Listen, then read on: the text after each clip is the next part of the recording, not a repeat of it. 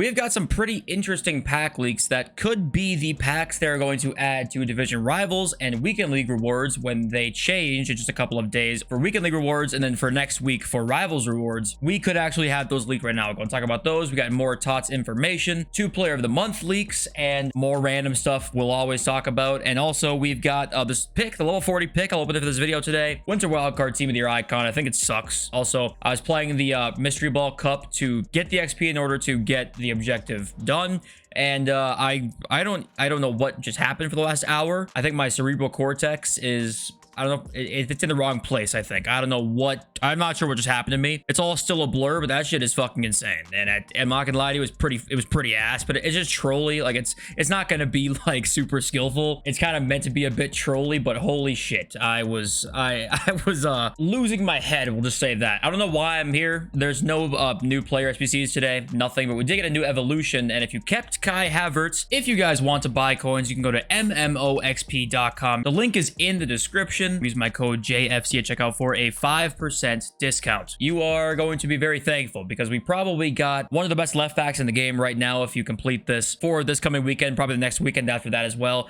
This Kai Havertz looks just incredible. Here are the in-game stats. He's obviously still got his whip pass plus. He's got jockey plus now, and we know how good he was, and obviously he's a little bit behind the power curve now, but this will put him right back into it pretty firmly. Also, he's up to a 5-star weak foot, I believe. Yes. Yeah, he looks great. I actually think it's probably worth 100k. One of the better left backs in the game for sure. And this has been one of the reasons you probably should keep your SBC cards. I know it's tempting to put them into other things as the year goes on, but for reasons like this, it ends up being one of those things where if you have Havertz, you're probably pretty happy. And if you don't have him, you're going to be sad because one of the best left backs in the game, you won't have. And we'll have no opportunity to get him. Other than that, there wasn't really much for content. Let's go look at the leaks. Okay, we'll start things off with the title of the video. And that is these new packs that look like they're going to be probably, in my guess, the rewards for division rivals and for weekend league here. And they are better and they're pretty great. Let's take a look at them. We had an 87-3, an 88-3, and an 87-5, and an 88-5. So my guess is, yeah, it doesn't say untradeable on these. They're going to be tradable rewards for either div rivals or for weekend league. And next page here, we got some more as well. 85 times 20 for, if that's tradable, that's crazy. That's one of the best tradable packs you're probably going to ever see, at least in the last few years, I guess. 81 plus team league player pack. Okay, whatever. And then we have a Wii 80 plus players pack. Includes 5 rare gold players, 80 or higher. All right, I guess EA's in there. We do a little trolling phase. So yeah, combining these new ones, obviously these are like the fodder packs, right? We also got more confirmation from these ones, and also Moments has for sure guaranteed to come now. We saw the card design leaked. We weren't sure if it was going to be called Moments. It's called Moments. Bundesliga TOTS 3 players pack, TOTS guarantee pack here. So a 3 players pack, return from FUT champs, and basically these rewards are going to be fantastic. Again here, Bundesliga TOTS guarantee, Ligue TOTS guarantee, Ligue 3 player pack, and an Ultimate Team champs League guarantee. Weekend league rewards are back and they are going to be great, and probably even rivals rewards too, which is really nice for us. I'm glad they've made rivals rewards a lot better. I know that that's in turn made a lot of the market fall and a lot of the fodder prices really fall, but I still think making rivals worth it is at least something better than what we've been having. I mean, to be honest with you, I could probably close my eyes and like throw something at a dartboard and end up being better than what we have for the game modes, but we do got to give them credit where credit is due. I feel like that's at least better, and we've got way better rewards. So basically the same exact trends we were seeing, we're probably going to keep seeing, if not more, when these new rewards come out, because they're going to be even better. And we talked about yesterday for the market, right? We talked about buying cards right after rivals rewards. If some of these are rivals reward packs, like an 88/5 tradable, if that's rivals rewards, right, that's going to be a prime time to buy. It's going to be right after that, and obviously we'll know that more once we get the official word on it. We'll talk about it, but it sure seems like these will be rivals and champs rewards here. Okay, moving on, we got a couple of big league player of the month winners. Gerassi did win it for the Bundesliga. He's one of those players, you know, he's like a bigger striker, which I always love. The bigger the better, really, for me. They just feel a lot better. And yeah, Gerassi has the player of the month card already. It was a long time ago. He had power shot, power header, and flair, and that was all. Now, can we just please, I know it's team of the season time, can we get player of the month cards in the damn power curve, please? I'd love that myself. They did a pretty good job of that with Lise Malou. I think they did not do a very good job of Bastoni for that. It felt like it just has to be like Harry Maguire. It has to be like the most fucking well-known player for them to be like, okay, we'll make him usable because people know him. It's like, give us, you know, cooler, more OP cards like Garasi to make them great and make them FIFA legends in the future. So that would be cool, but instead it's probably gonna look like this and no one's gonna use them. And the next player of the month winner is Edin Jagrova of Lille, and this card doesn't really have much to say about it really because only 75 base, but he's got 2 informs, and the second inform looks like this, so he's gonna get at least half decent stats. Why not make him great? First touch, technical, rapid, flare, and Travella. He's got good play styles, and he's also 5'11". He's got 4-star skills, only 2-star weak foot. Nice to see that be upgraded possibly, and just, you know, give him a nice card. Why not? Obviously, guys, at PSG ended up, you know, qualifying and winning the game today. So Mukiele, we did the showdown combined with the SBC. You can get this card, and that's team of the season level. That card's actually crazy. I low-key kind of wish I did not do the evolution and spent it on Mukiele, to be honest with you, after seeing this. But I mean, hindsight's 2020. And then also Sule and Donnarumma get the upgrades, and Donnarumma is supposed to get a playstyle plus. We go look at the console quick. Donnarumma is supposed to get a playstyle plus if they make the final, which we've not seen from a singular goalkeeper yet this year. Will team of the season be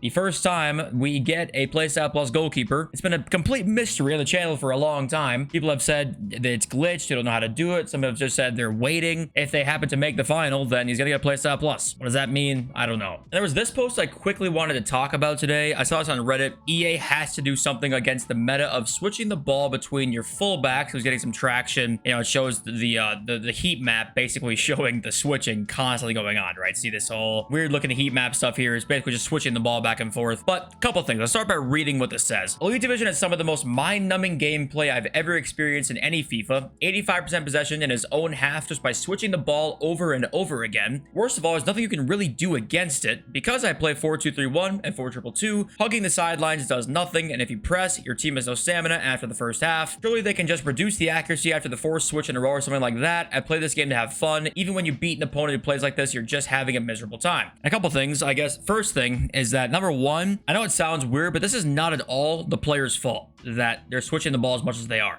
Just literally take one glance at the radar, and there is one player, for the most part, actually open on your team. It's the fullback across the other side of the pitch. Why? Because everyone is constantly pressed all the time. The natural flow of the game takes it to where, well, I gotta kind of like get open and pass, so the open guy is that way, so I pass to the open guy. Like, this is not the player's fault. This is just the worst fucking midfield giant clusterfuck mess of all time of a game. I've never seen anything like it. The constant press is insane. If it's like this next year, I might take a bath with my toaster. I mean, I don't even know what I would do if it was the same way next year.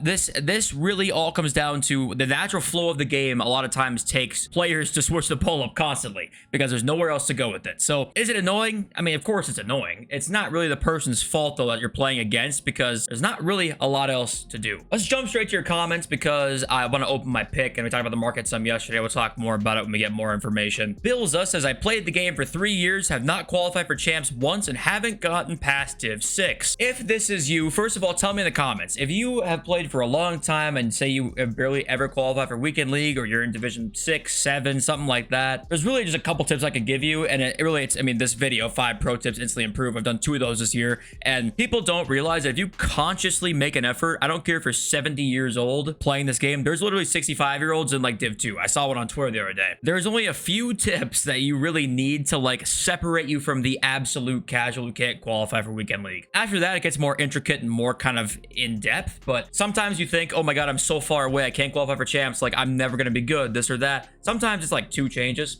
You just constantly like put actual effort into changing, and all of a sudden you're winning games. Like, it's that easy. Josh Martin says, rewards are exactly what makes this game so sweaty. Remove rewards entirely, and then you're only playing to have fun. Then we would see who really wants to play this game. And it's like, I mean, yeah, you could take away rewards and then you could see who wants to play it, but I feel like almost every game has at least some objective or some reward of some type that you earn. I do actually agree in one sense that you don't need these cracked out rewards in every game mode. If you make a repeatable game mode that just has like okay rewards, but you can play it constantly, that's perfect to me. I don't need a repeatable mode with an 87-4 like that you can get all the time. Like, I don't think anybody needs that. Just a repeatable mode that like has something to earn at all. So I kind of agree in the sense that, yeah, you don't need crazy rewards to play the game, but also you kind of need something, otherwise it just feels pointless. You're not going to come back, and they will make that a thing because they need you coming back for a reason, and rewards usually do that. By the way, I pronounced Boniface completely wrong yesterday. If I ever pronounce a name wrong in the video and you're from said country or no said language, let me know in the comments and tell me how much of a fucking stupid American I am, please. Sinful says, why is my Czech not saving anything anymore? But was a beast when I pulled him back in Team of the Year. Now he's conceding down the middle. I'm Chris Hansen. Says, nerfed because he's out as an SBC. Evolutions just showed that EA can change the stats of certain cards on the fly, and that's what they did for years. Last year, Centurion's Ibra, for example. And do you believe that's a thing? When a card comes out and is an SBC,